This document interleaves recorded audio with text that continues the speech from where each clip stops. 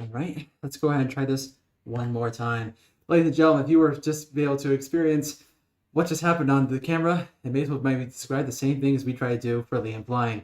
Ladies and gentlemen, boys and girls, Wiffling fans of all ages, we welcome you into this, the 2022 Connecticut Wiffle Ball Awards show, being hosted by myself, Ben Fiore, commissioner and founder of the Connecticut Wiffle Ball League, as well as being joined tonight by my deputy commissioner and assistant for this evening, Conor DeCosta, who waves in from his caddy shack in Madison, Connecticut. We finally bring your faces to you tonight after what's been a very long year of wiffle ball that started all the way back in March. Started back with tons of leagues and tons of teams competing, and maybe did they know it then, or we even know it at the point, that they'd all be competing a little bit to try to show what they are to the entire state community of wiffle ball. I know that this year you're probably thinking that in previous years we've just done the CT Wiffle Awards, and we have done that the last 2 years, but for this year things have changed, and unfortunately 2022 went the same way as the Ogville Defenders were in 2021, which is absolutely inexistent. To go with how the fact that we have a season, it more so exacerbated things we want to do in the league. And one of the things that we wanted to do for this year was really get ourselves out there to the backyard leagues, which personally, when I started this back in 2019, one of the things I really focused on was trying to make sure that we focus on getting the backyard leagues and organizations supported. Because in order to have more of a competitive and more active, I guess you could say, professional audience out there, you need to have people out there who aren't just good at the game, but love to play it and love to do it with their friends or whoever they're with.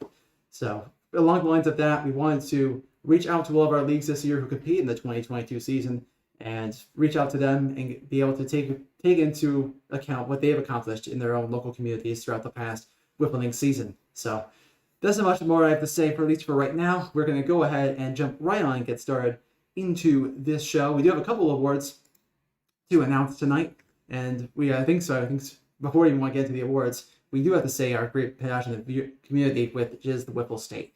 You can see here that this is actually taken right off our website, and there wasn't any crazy graphics taken for this portion of our presentation.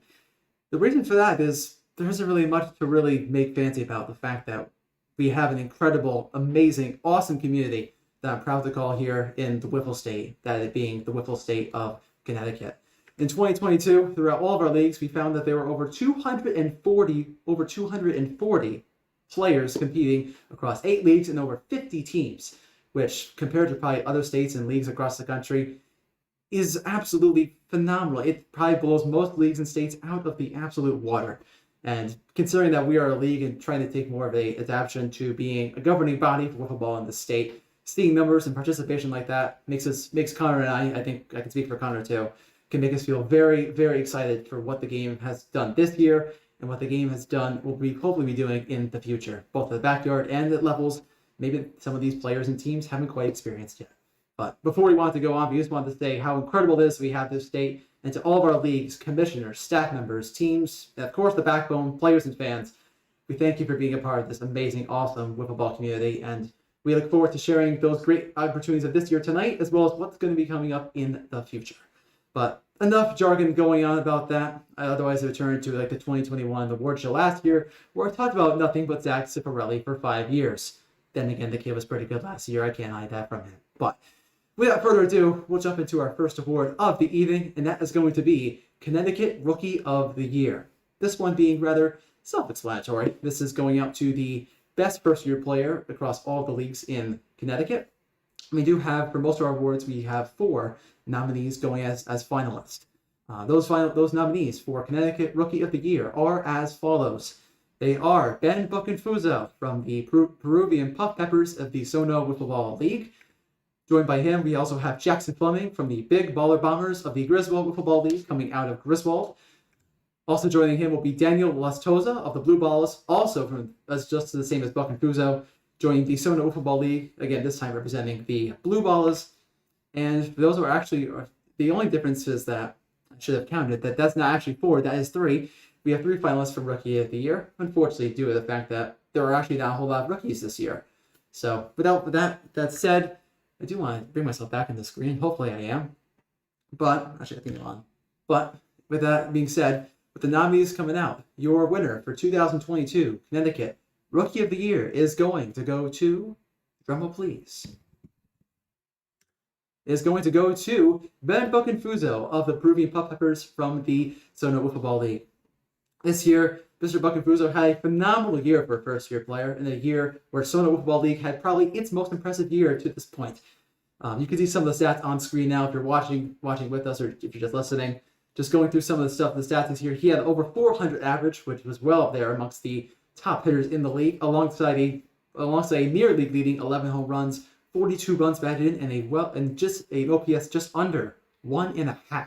Which, even as we get onto some of the other players, through some of the other awards for even just batter and player of the year, very few players, if any, came even near the production by OPS standards that Ben Buckenfuso had this year. So, Ben, if you're listening, if you're watching to this, congratulations to you.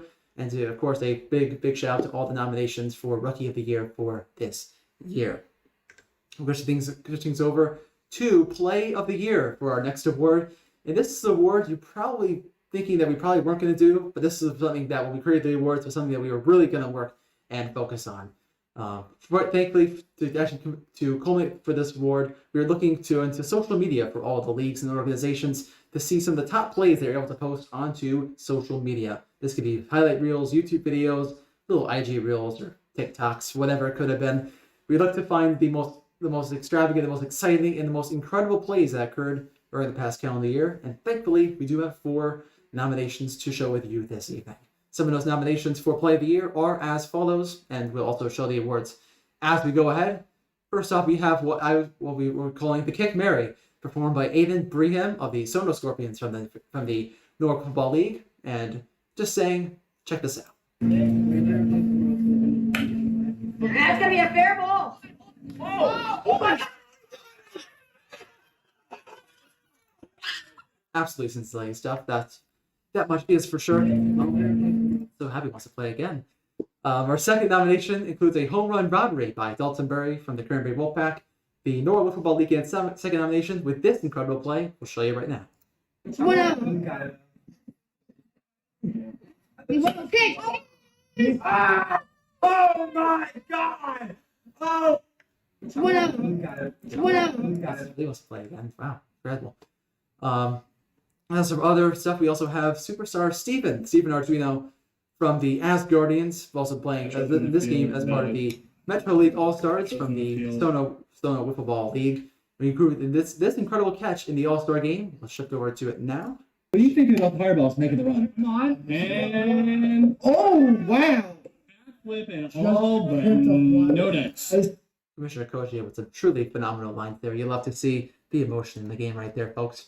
And our final play comes from a play we're calling Mad Max. Another catch from the same game, the Sono Wiffle Ball League All-Star game for 2022. Max Pompini, representing the Demons and representing the Valley League All-Stars, had this to say later in the game from that catch from Arduino. Oh, maybe not. There it goes. So we'll slide on over to it. It wants to load. Yeah, just struck him out. Yeah, I mean, the pinstripes, absolutely some phenomenal stuff from Sono. Pardon me, That's you'll see that corner. The side job is we to stop the Jersey commentary. But we'll stop now for Arduino, the left field, and a great catch down the left field line. A one-hander, the second one we've had today. Incredible catch. Wow, including Conor coming with some absolutely fantastic commentary there. And that brings us to Play of the Year. So with that, all the nominations are out of the way, including some incredible passion by Mr. Kochia. Shout out to him. But with that, our 2022 Connecticut Play of the Year is going to go out to a special play. And for that year, our winner for this award is going to be the Kick Mary by Aiden Breeham of the Sono Scorpions. And this, I must say, That's gonna be a fair ball. play here for a second. Oh my God.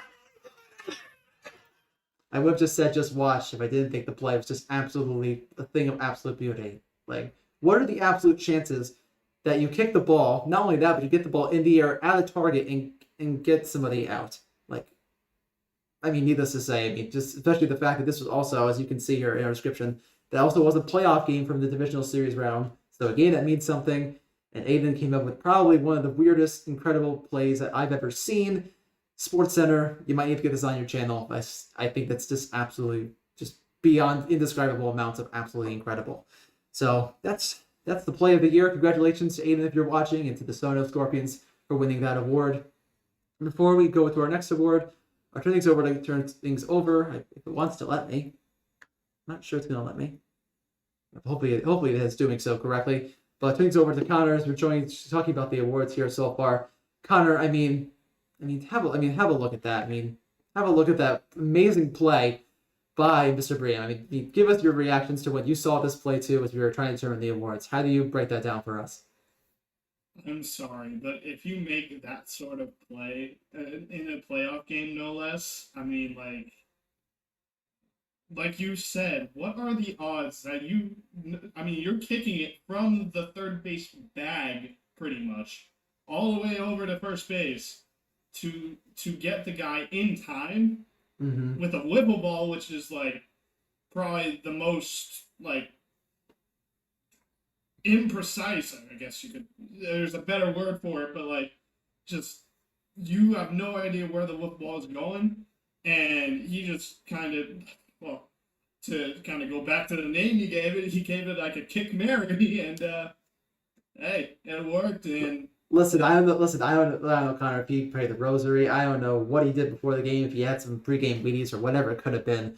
But just take a look at that, folks. It speaks for itself. You did bring up the you used the word imprecise. If you want to talk about yourself with your pitching in CT Wiffs last year, that may be a good word to describe that. But either way, though, I still think that in terms of imprecision, just the absolute incredible luck that you were going to need to make that play happen. It doesn't get much better than that, folks. I could choose to get mad at you right now for. You can choose to, but then again, you're not. You are a 2-time champion to my 0. So then again, you really are making out at the end of the day here. So that is. And who has more home runs off the. We're not going to go into that. I was just making one explanation because of a special play, so that's all I'm going into right now. But let's talk about that play, and I think there's one word to describe that play. What do you want to use? Let's hear this. Give the groups what they want to show us. I think that play is, dare we say, electric. That is pretty electric. It must be saying it's the playoffs. You saw the reaction of the players and the teams, just the absolute astonishment. Genuinely, I think after the show was saying, everyone, go tag sports that are on that. Go put the live stream in here, including the incredible technical difficulties. If you were there for that at the beginning of our ceremony, if you were there for that, absolute shout out to you. But then again, just have a look at that incredible play, folks. It just speaks for itself. To one of the best plays you might see for maybe the next 5 years, honestly, if that, maybe your whole life. Genuinely, and you have to say that often. That was just absolutely incredible. Definitely a highlight for us from this past year. But let's switch things on over, and we're going to talk about the next award, which we previewed before I went over to Conor to get some analysis, which is going to be the Connecticut Field of the Year. This award is pretty self-explanatory. We looked at some of the fields that all the backyard leagues have played in Connecticut over the past year, and we did our best to pick the most aesthetically pleasing one from the possible selections. So for this award, we do have 3 potential finalists for the awards, and they are as follows. They're going to be Anastasia Field, home of the Norwalk Wiffle Ball League for the playoff rounds, or the later part of the season after they transferred from their first field. That was one of our first finalists playing on a Little League field down in beautiful Norwalk, Connecticut. Absolute awesome field with a right field monster and all the signage and the trees in back. Absolute quintessential New England wiffle ball if I've ever seen it, that's for sure. Our second finalist was an absolute classic, at least by historical standards. Cardinal Park from the Westport Wiffle Ball League, making its way in as one of our 3 finalists. Opened back in 2015, home to one of the oldest leagues, ongoing backyard leagues in Connecticut, the Westport Wiffle Ball League, making its way into our award show tonight. So a shout out to them and congratulations on being a nomination. And then our final nomination for the night is Whiff or Be Whiffed, a league that I'm not sure a lot of people in the wiffle ball community know about, but a league out of New Canaan who plays out of the stadium called the Skyview Stadium. This being the league's 3rd home, the 3rd field, after playing at Benny's Ballpark and playing at another iteration of Skyview Stadium, which they played at from about 2018 to 2020. So an absolute incredible, nice selections to go for, but we do have to pick one finalist. So it's between Anastasia Fields, Cardinal Park, and Skyview Stadium. So for this, let me press the right button right there. So for this, the Connecticut Field of the Year for 2022 is going to have a winner, and the winner for Connecticut Field of the Year is going to be Skyview Stadium of the Live or Be Whiffed Wiffle Ball League. a league that, again, even to myself, I hadn't paid much attention to in previous years.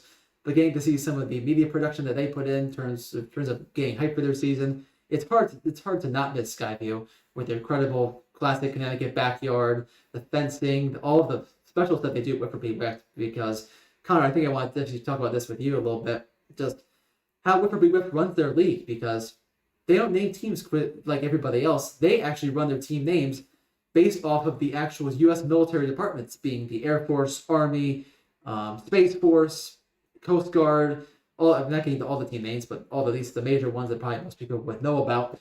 But then again, they also do pennies and stuff, as you might kind of can see through this rather fuzzy image. I mean, come on, Ben, you gotta get better media production than that. Either way, though, I think that with what they have done just to make that whole stadium look cool, even just there's one image. If you look online to see more stuff that Wiffle Ball puts out there, it really is a cool stadium that gives a really awesome niche feel. And for a league as cool as seemingly just cool by themselves as they are, Wiffle Ball does put on an incredible ballpark and a great cathedral to our incredible backyard sport. But that's our winner for Field of the Year. Congratulations to Wiffle Ball Wiffs, as well as all the folks who support that league on winning Field of the Year.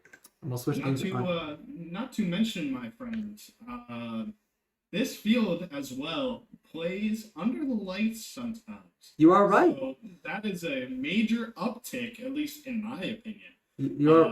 Any game that's played under the lights. I know for me personally, when I was younger, all we had in my backyard was we had one base and we had a tree for first base. We had our deck was third base, and when it got to those late night hours, we just turned on the floodlights. But they went the extra mile. They actually added a few field lights, and I mean, if you're going to go that extra mile for your own homemade field, it's going to get the vote from me every time. Yeah, definitely speak on that a lot. I do have to say, though, between day games and night games, I mean, Wiffle Ball is a game that is a summertime game, so honestly, anytime you get to play Wiffle Ball, it truly is awesome to do. But between the two, if you had to pick one, day or night games, you seem to be more of a night game person for what you're telling me, though. Yeah, I mean, I personally like night games, except for when all the gnats and all that. Oh, listen, we know about that. When they come out of the field, it definitely doesn't help as much. But, I mean, any night game, I think regardless of what sport you're playing, is just, you could ask anyone. I think anyone would say night games are probably better than day games. Except especially speaking of night games, I think we can speak to, not everyone else knows this due to what happened at CTWL last season with regard to our All-Star game, but we did have the privilege, or lack of privilege, punishment, I guess, to play our All-Star game at night. And it's just like you said, the heat and humidity and just absolute bugs everywhere. Not to mention trying to hit Zach Sip was still on the minds of everyone there. So then again, that created a difficulty, a barrier that made the game fun, but also not fun. I mean, not fun for me because I also struck out like I had the whole year. But you win some, you lose some.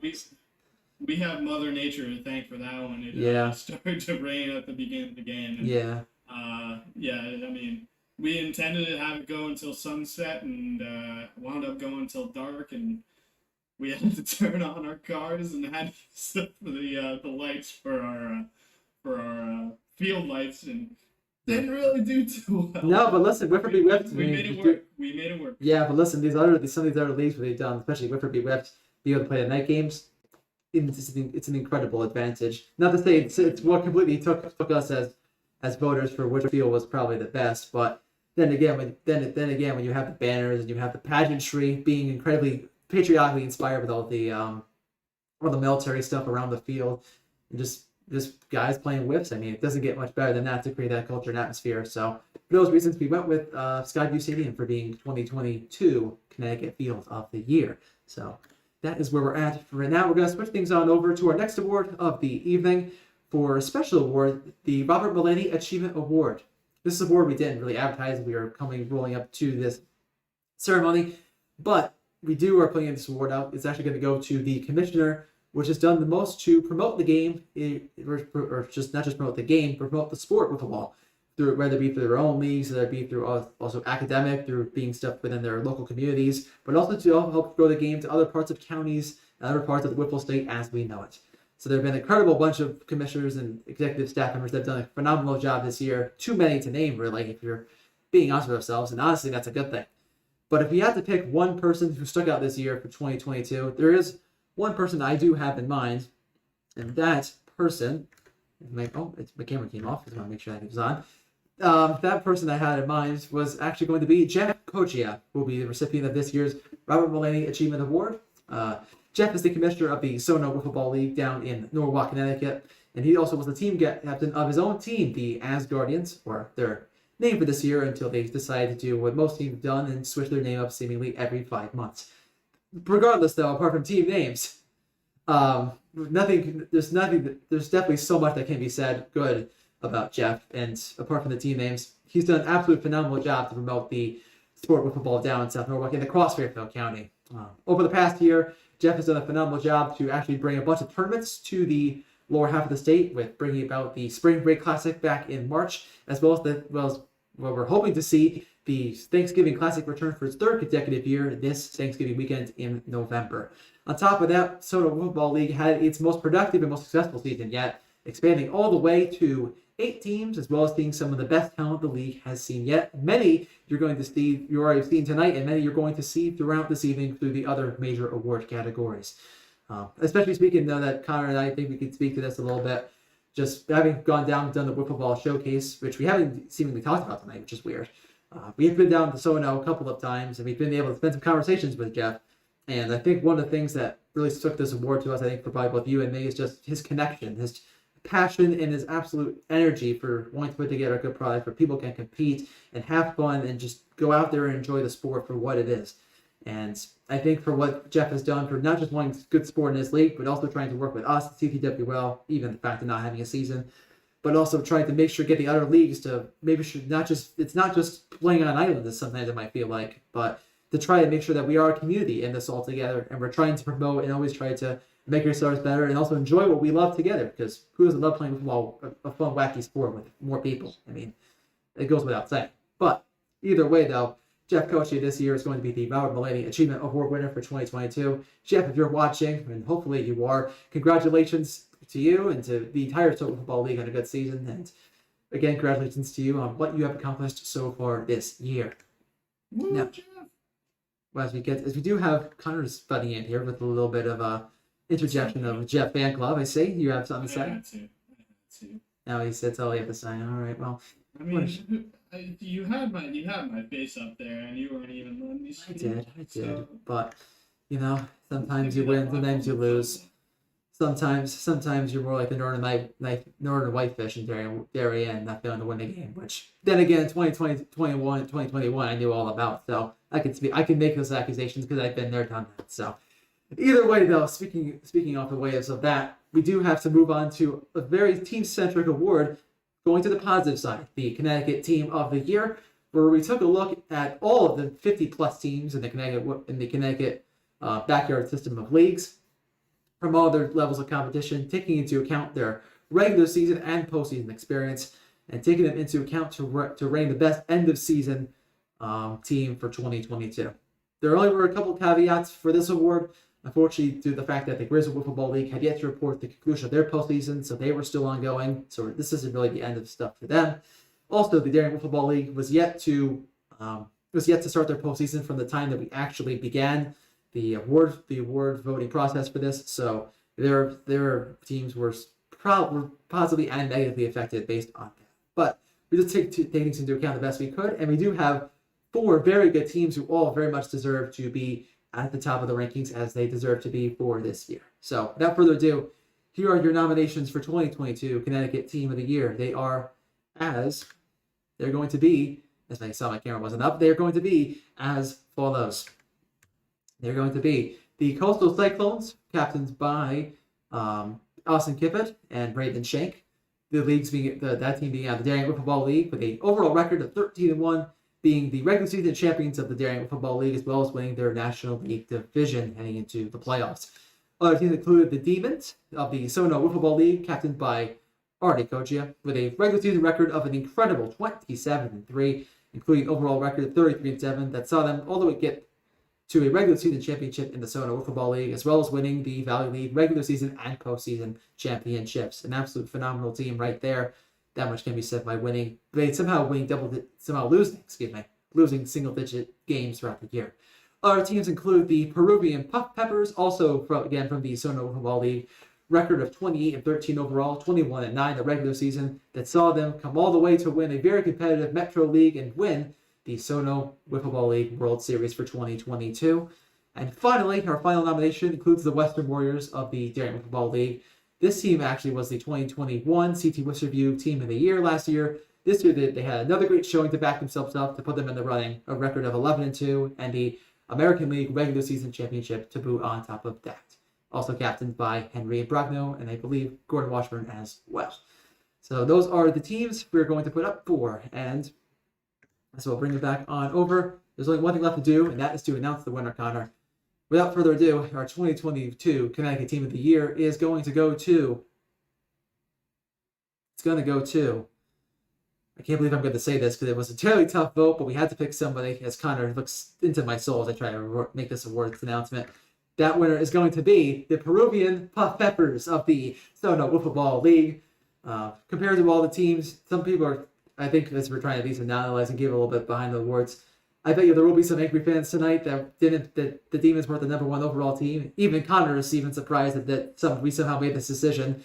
But given the fact that Puff Peppers had to go through, some people may argue, as one of the toughest divisions in all of Wiffle Ball and backyard Wiffle Ball in Connecticut this year, being that Sono Wiffle Ball League Metro League, battling the Asgardians and the up-and-coming Fireballers as well. They had a tough road to go through to even just win the regular season division title on the tiebreaker, with the Asgardians being, I believe, a head-to-head tiebreaker, if I remember correctly. Apologies if I'm some reason incorrect, but I think I'm good. But then to get through that, to have to play additional series, and then have to work all the way back to get through the Asgardians, and work from 3-1 down in the SNW World Series to win 3 games in a row and to knock off Articogia and the Demons, a team that I think a lot of people were probably going to pick, if not the Cyclones, with their incredible duos with Alexa Sam Donnelly and Austin Kippett. So, yes, I know it's incredible shock of events. It's incredible for sure. As to the Puff Peppers and everyone else, the teams, it was incredibly tough, but the Puff Peppers for us just took that award out. Congratulations to the Puff Peppers on winning that award, and shout out to Ryan Traney, Jeb Breuer, Ben Buckenfuso, and the entire team out there for bringing on the award for number 1 team in the state for this year. Conor, if you want to switch things back over to you, I think you were quite surprised, seemingly, that I had to make this decision a little bit without you. But how about them Puff Peppers? As they were saying right after they won the championship, Vamos those Peppers. It was an incredible run by them this season. Exactly. They realistically had the Cinderella run of the SNWL playoffs. Realistically, for me, I honestly expected you to give in and say the Demons were the number 1 team. And personally, when looking at everything, the Demons probably had the best team as far as players are concerned. But when you look at the way the Puff Peppers battled down the stretch in probably one of the toughest backyard leagues in the state, there's really no denying that the Puff Peppers had exactly what it took to win that Sono Wiffle Ball League championship. And when you look at it, it's tough to not say the Demons, but the Demons kind of faltered at the end of the year, and the Puff Peppers took advantage. And as much as the Demons were up 3-1, the Puff Peppers came right back at them. And if I remember correctly, they were down 3-1. They had to play the next games on a separate day. So they won. They literally won 3 in a row to take the whole thing. right on a brand new day when arms are rested and everything is at the top of everyone is at the top of their game, and they went out there, they took the title. And listen, as they said, simply put, remember the name when they won their championship. For those who saw their championship winning video, right. remember the name.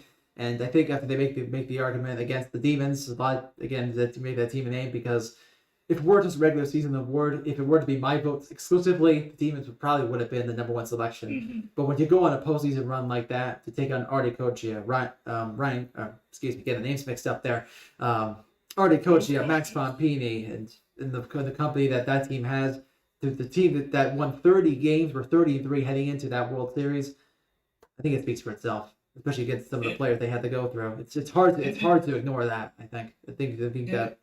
And when you look at it too, Ben, correct me if I'm wrong, the Puff Peppers had to go through the Asgardians as well, right? Yeah, they did. I made to mention that earlier. They had to go through that.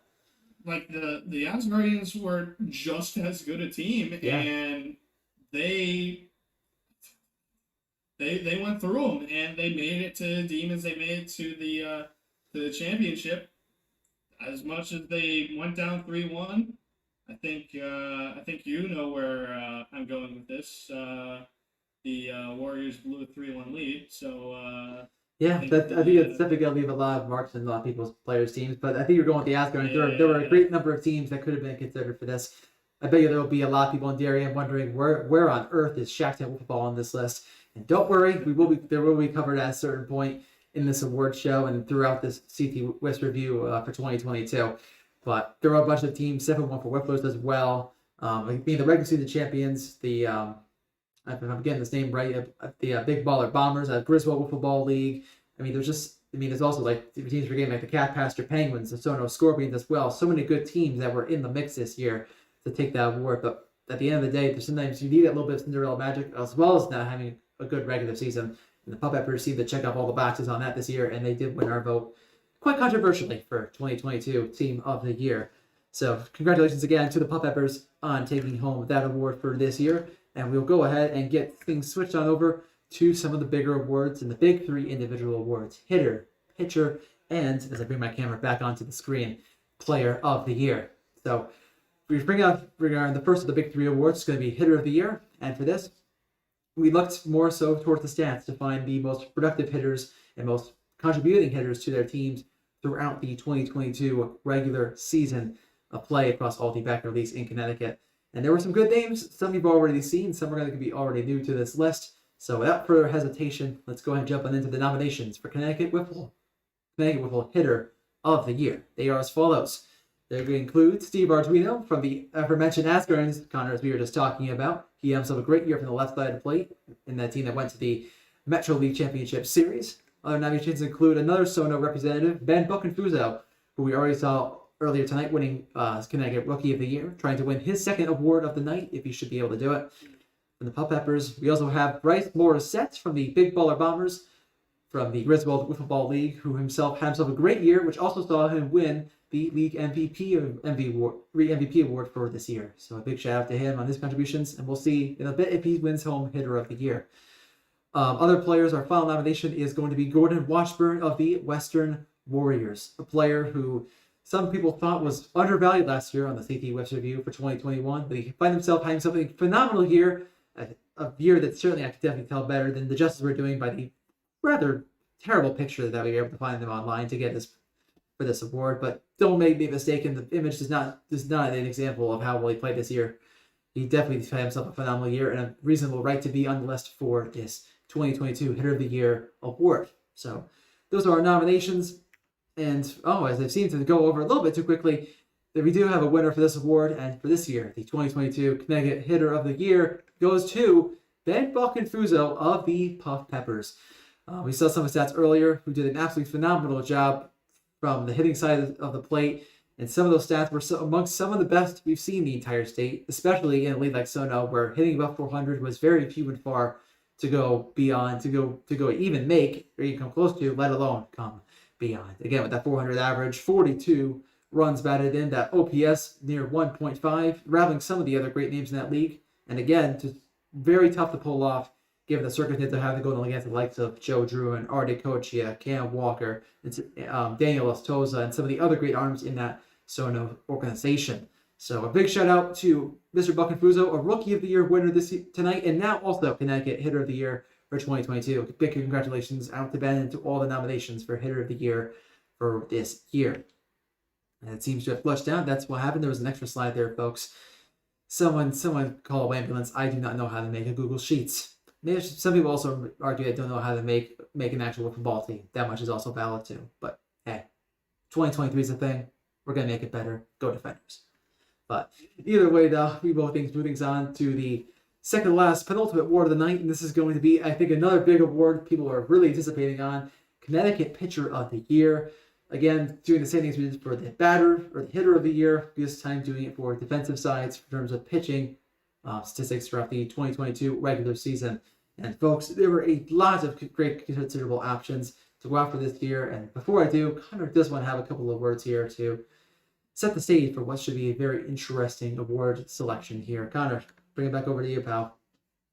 Yeah, I just wanted to say one thing. I'm not gonna let you get in Go Defenders without saying Go Drifters as well. So, Oh, wait, hold on. two-time champions. We're going for 3 in 2023. Listen, to be honest, I think you should keep the breakers in because a lot of people are very happy that maybe your team, maybe people are happy that the team name is changing because that way they can disassociate you from the controversy that was, or maybe there was or wasn't, whoever really knows, about the 2021 Pro League World Series.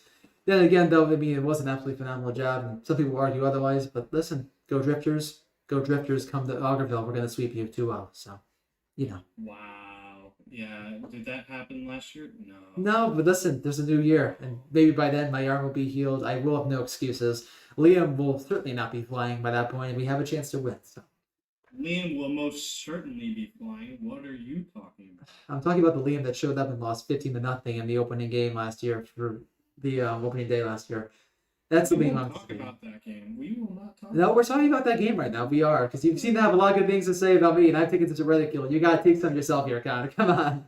Leave Liam flying alone, okay? It's fine. It's all right. Just leave him flying. Listen, he is a national treasure, folks. I mean, showing his absolute prowess on the camera would be very questionable thing to do. But then again, that just shows you how great he is, the man we call Liam Flying. But if listening to our podcast, our first ever podcast, doesn't tell you anything about the kind of person Liam is, maybe you should listen to our first podcast on Scuffin It Up. Hey, listen, they're partying together on this Connecticut Wiffle Awards evening. So hey, listen, if you haven't gotten an already listened to what's going on with that, what are you doing? Shameless plug. Go listen. Scuffin It Up Podcast all over the place. You can find us on all the podcasting sites that you listen to regularly, wherever you get it. But I will say, though, we're going to get to a bit later, that we also will be covering a lot of explanations on our upcoming episodes, bringing a lot of explanations for our decisions for the Connecticut Wiffle Awards, as well as the upcoming CT Wiffs review coming out this week. So if you're looking forward to make more arguments and to bring your angry arguments from tonight, make sure you go listen to that and call on into that show. It truly is a blast to those people named Ben and Conor. There truly are some incredible lads. That much is for sure. But dilly-dallying aside, we'll go ahead and go into our nominations for 2022 Connecticut Pitcher of the Year. They are going to be as follows. They include, from the Demons, DeCosta, a name all too familiar, being an incredible pitcher down in the southern half of Connecticut, having a phenomenal year with the Demons, as we saw with their 27-3 regular season. Also on the list, we have the 2021 Player of the Year, Sam Donnelly from the Coastal Cyclones, having himself yet again another great year. And as he looks into my soul with that image, it must be said he did have a phenomenal year, trying to do his best to put the Coastal Cyclones at the front of the DWBL with his ever so incredible fast pitching. Some could say too fast, but we say too damn good for most people, I understand. Other nominations include Joe Druin from the Asgardians, another Sono Wiffle Ball league being represented tonight. A lot of them tonight, as you are being seen from their incredible season they had this past season. And our final nomination, or second last nomination, because we do have an extra nomination after this, but our fourth nomination includes Ashton Goodwin from the Boston Ball Bombers of the Griswold Wiffle Ball League. He himself had another great phenomenal year throughout the league, and being I believe, the Cy Young candidate for Griswold this past year. And Finally, we have Henry and Brockno from the Western Warriors. He'll be rounding out the list from the Darien Wiffle Ball League. So, those are all of our nominations for Connecticut Pitcher of the Year. 5 nominations. We had to keep an extra one because it was so close. We had to keep at least one extra for this award. And for that, all the nominations are in. And for this year, the 2022 Connecticut Pitcher of the Year is going to be, drumroll please, Conor. Drumroll please, Conor. They can't hear you, Conor. Okay, we're going to go with a hand gesture like we're in elementary school. That's fine with me.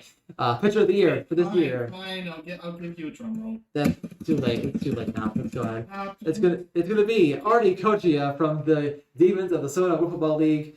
And this was one that was tough to decide, but Artie Kochia had himself one of the most incredible Iron Man seasons of any player throughout the state of Connecticut in 2022.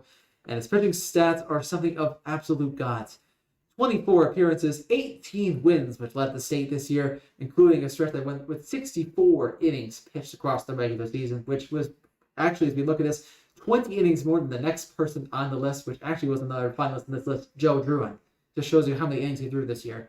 With all those innings, he amassed himself to an incredibly low 1.24 ERA with a state-leading 116 strikeouts and state-leading, or I'm not sure the whip being state-leading, but still a very good 1.19 whip, or as people like to say, walks and hits per innings pitched. And I mean, with the Demons, how well they played this year, it's either a shame to give them Team of the Year. So I decided, you know what? Why not give one of the best players on that team a chance to win one of the major awards?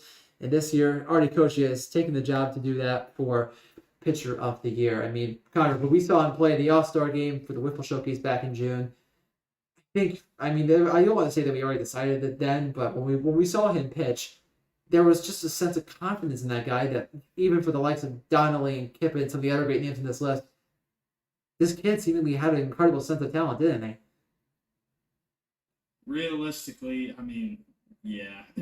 I've been saying for a while that, I mean, Artie, like, ever since I saw him pitch in 2020 at the Thanksgiving right? Classic, yeah. Exactly. Ever since I saw him pitch then, I mean, he was throwing darts even then. And obviously, I know you and I both remember the dinger you hit off of him. And, that dinger, let me tell you something. And probably one of the most clutch at-bats of any CT Wiffle history. Any CT Wiffle history? Are you talking about multiverse, Conor? What are you talking about?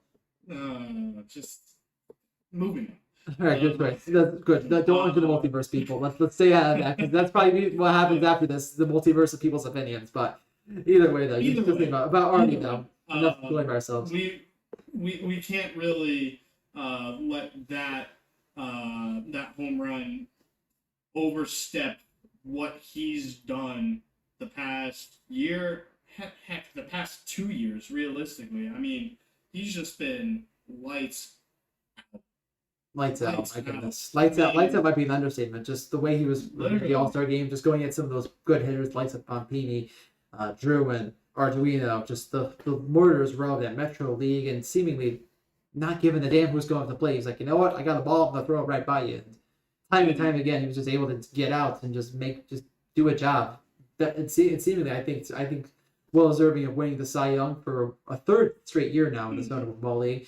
And this time he gets the award to not just be the best pitcher in his league, but at least by our justification, whatever that value is to everyone else, to being the best pitcher in Connecticut backyard wiffle for 2022. So, Artie, congrats. Once again, Ben, though, I mean, another shameless plug for our podcast. I know we talked about how in one of our podcasts we were talking about how we were actually able to face him after their All-Star game, because obviously we went down there, we recorded their All-Star game, and after all of that was said and done, we got the opportunity to actually face Artie ourselves, and it was just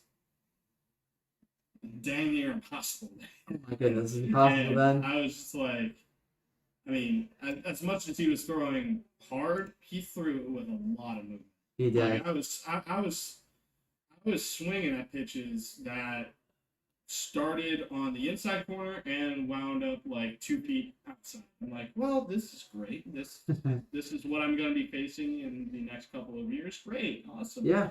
And then I vividly remember he threw like this changeup to me or something like that. It was bizarre. I'm like, you learn how to throw a changeup in wiffle ball? Yeah.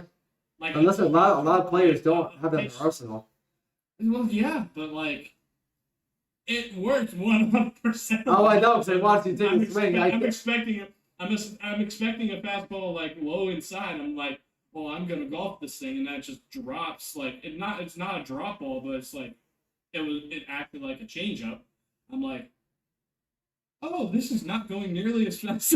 No, it was not. Yeah, not much is true. And just way out in front of it, Yeah. and it drops like a couple feet in front of the plate. I'm like, oh, this is awesome, and not what I was expecting. But, Yeah, but listen, I mean, you made that got comment. better at me. Yeah, listen, you got the comment about the youth going on. It's like, yeah, imagine some of these kids that we're not even naming tonight, but you'll see them on the West Review. But just some of the youth that we have coming through in some of these leagues is just absolutely phenomenal.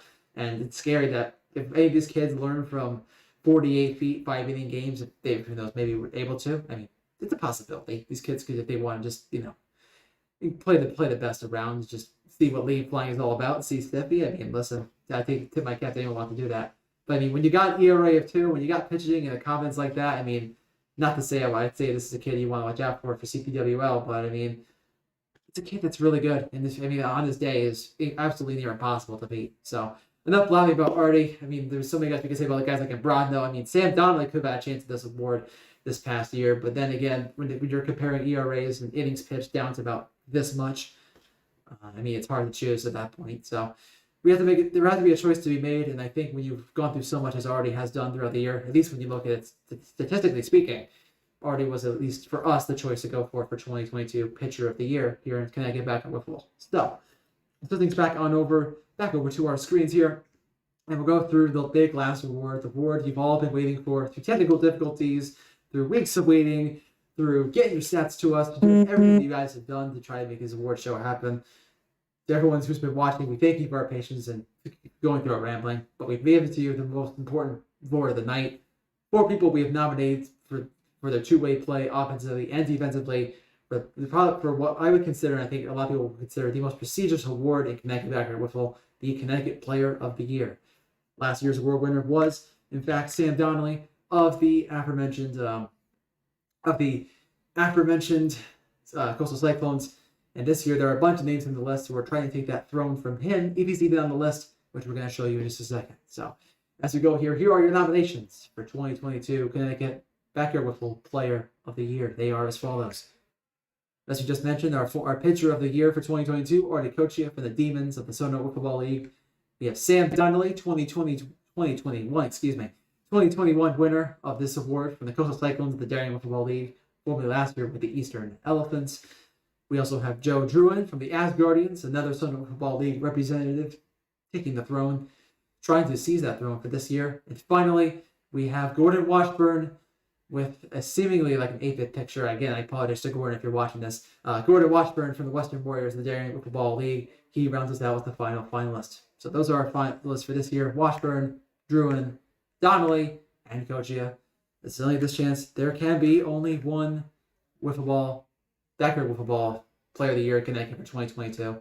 There's got to be one name. Conor, please, if you would, please do it for us.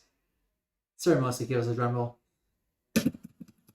Ladies and gentlemen, it is my pleasure and honor after I don't know how many hours of voting and staring at the beer screen, and until I suddenly was going to have combust, I do have the award in front of me on my screen. Your winner for 2022 Connecticut Player of the Year for Backyard Wiffle Ball is going to go to, dare I say it, here we go.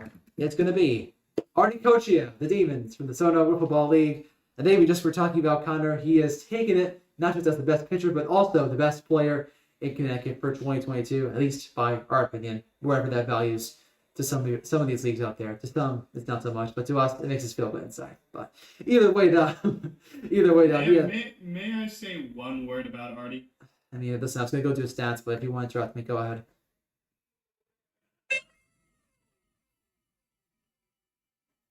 So, for his pitching stats for this, he has a phenomenal year on the two split sides of the ball. we just talked about his pitching, but his batting side was just as impressive this year. He included a batting average north of 370, which is well above the league leaders, with 9 home runs. A demon logo cuts off his RBIs, but he also had himself 47 RBIs and a slugging percentage north of 700, which also contributed to an OPS north of 1. A guy who was actively aggressive, which means he definitely took more of a hit to his average, but a guy when you consider his ability to hit long home runs, to be able to get on base, and not only that, but to prevent runs from scoring the other end with the efficiency and the persistence that he had all year.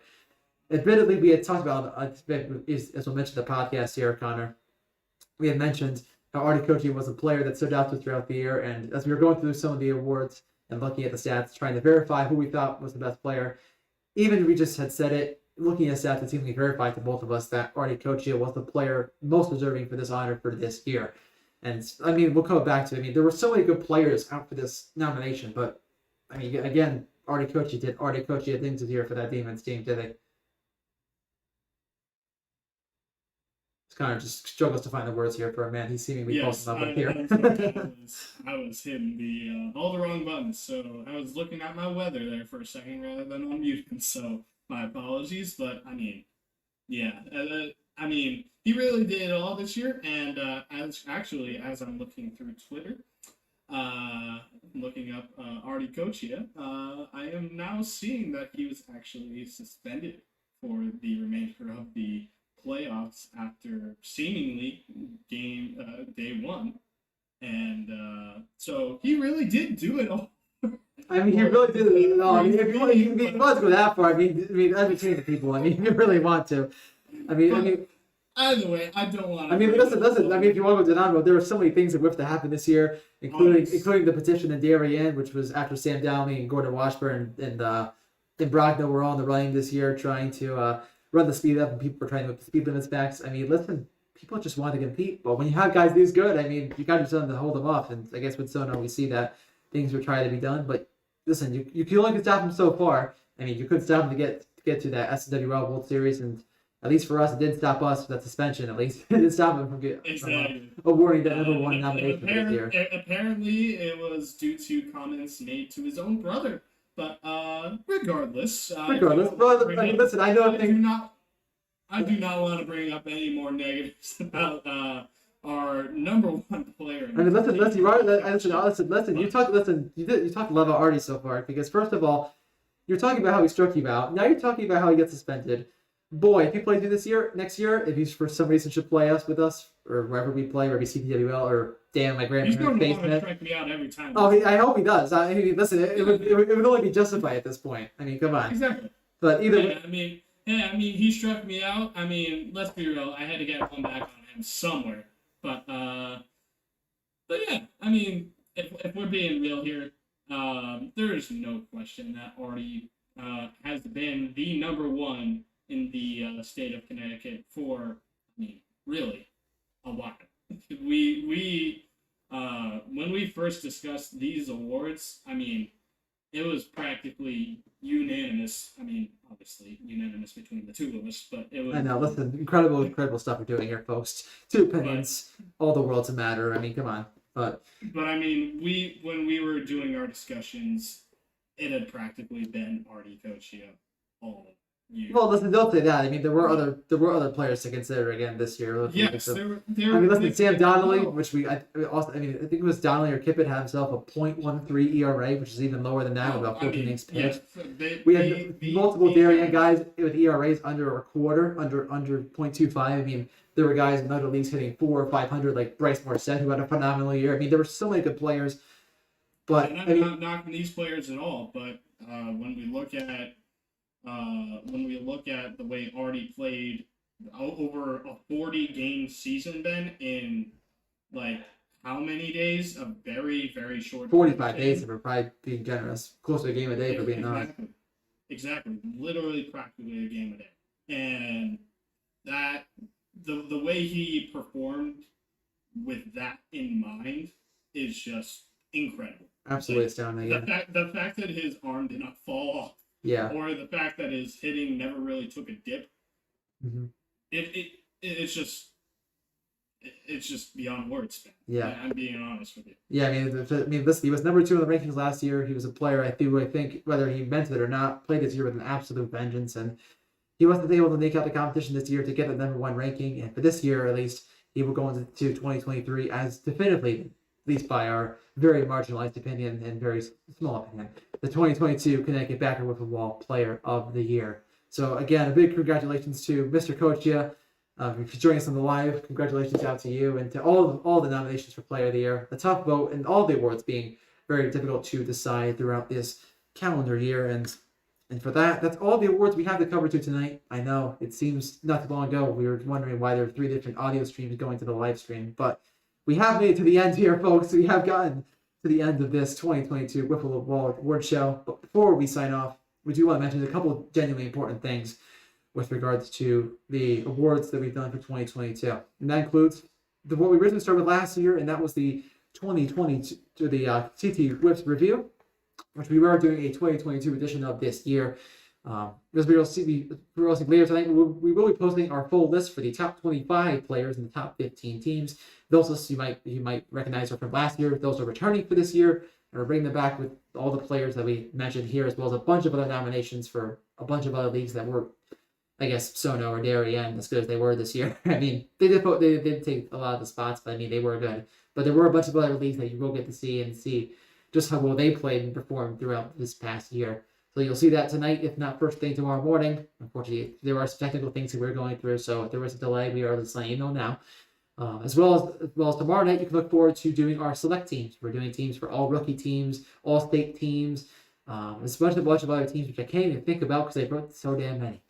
Those awards will come out tomorrow night at 6 o'clock. 6 o'clock Eastern time, and you'll be able to see this stuff, as I'll mention at the end as well, all on the Connecticut Wiffle Ball League website, the cpwl.com. You can find it at the links on our social media pages all across socials to find that. Other awards, other review lists include our top 10 rookie slicks will come out on Tuesday night. Top 5 plays, including some of the plays you saw tonight, will come out on Thursday evening at 8 o'clock. And then we'll be also doing a special thing for league evaluations, which we will be releasing later this year. There are a couple leagues, again, we mentioned with the likes of Griswold, Darien, and also the Stanford Wiffle Ball League, which actually is running a fall season right now to what we understand. So we're going to wait for those leagues to hopefully conclude, or at least get to the point where it's December 1st. We have no choice but to take what we have, whichever comes first. But either way, that we want to give our feedback on how well the leagues have done from more of a full organizational standpoint. We will give our remarks on that from Conor and myself at the end of the year. Look forward to that. It should be an absolute firecracker of a list if the others are any indication. But with that is going to do it for this, as we will bring it back over to bring it to our attention. Conor's giving me an Italian symbol, which I can't bring on exactly the words to, otherwise it would be getting demonetized. But it's going to conclude us for an absolute phenomenal evening, as Conor can't stop laughing.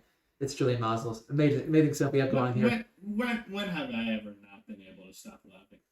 I know. I mean, when Liam threw his bat into Madison, you didn't. Good point. Again, thank you very much. Good point. Again, that's all right. I work here. It's all right. Not a problem. But that's going to do it for us. And before we go, again, we just have to say it. An absolute phenomenal job to all the leagues who participated and all the leagues who just not participated in the awards instead of stats. All the commissioners, all the executives we've worked with, players, stats, fans from all the leagues that were active this year. And to those leagues who took a year off this year or weren't as active this year, we do hope to have you back to make 2023 Wiffle Awards that much more competitive, that much more exciting, and that much more, dare we say it, electric.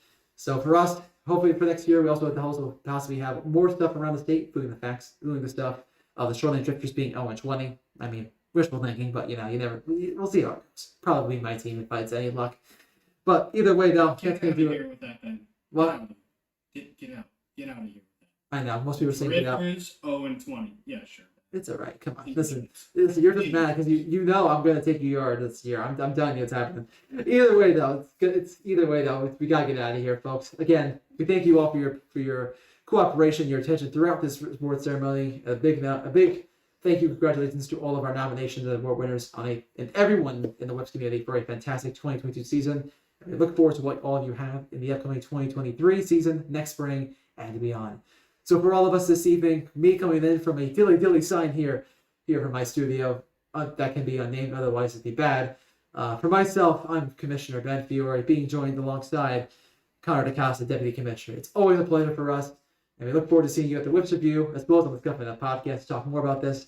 But for the 2022 Connecticut Wiffle Awards, thank you so much for watching. We wish you all a very pleasant and happy Sunday evening and Labor Day weekend. Cheers, everyone. Bye. Thank you. Go Defenders, baby! Woo! No, get out of here.